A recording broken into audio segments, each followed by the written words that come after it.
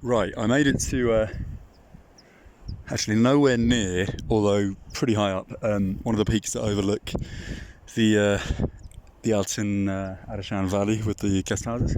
So this is the peak up here.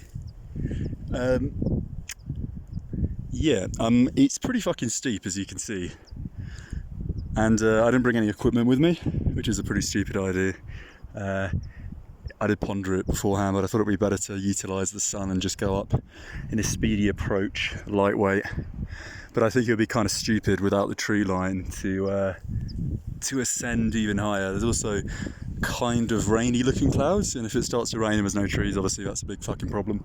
Let me try and stand up here. I'm not actually a big fan of heights, so this isn't this isn't the most appropriate thing for someone that I'm not scared of heights. I just, it's a logical response to being this fucking high up.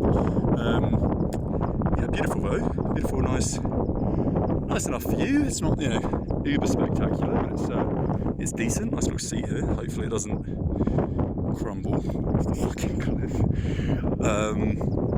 So as you can see there, we've got the one on the far right is where I'm staying, which is Alakul guest house. Adjacent to that is a guest house that begins with G, that I've forgotten the name of. Then if we go further along to that kind of newish looking complex, tucked under that little hilly verge there, I think that's called Altyn-Arashan guest house, very original name. Opposite on the other side of the river is VIP.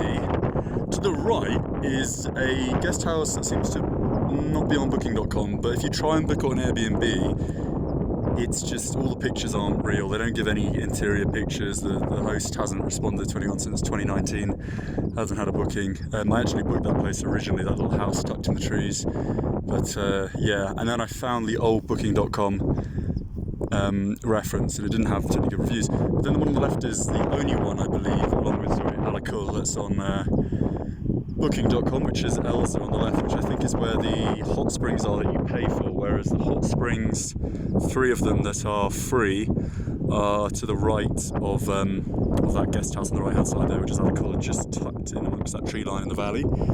Very pleasant, not particularly hot, warm enough that you can sit in there on a hot day, but I think on a cold day it wouldn't be sufficient.